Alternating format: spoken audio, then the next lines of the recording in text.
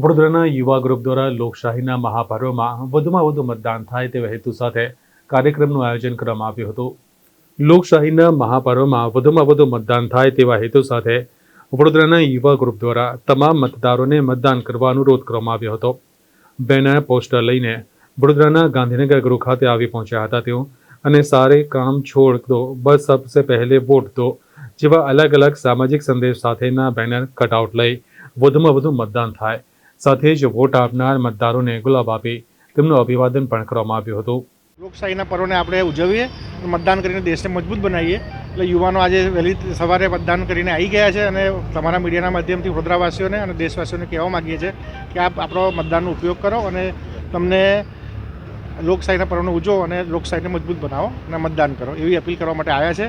આજે વિવિધ placard, message અને સ્લોગન સાથે અમે લોકો અહીં ઊભા છે અને એક બેનર પણ મોટું બનાવ્યું છે જેમાં મતદાન કરે એ માટે અવેરનેસ થાય એના માટેનો એક આ કાર્યક્રમ છે અને આપણા માધ્યમથી લોકો મતદાન સારું કરે એવી અપીલ કરી।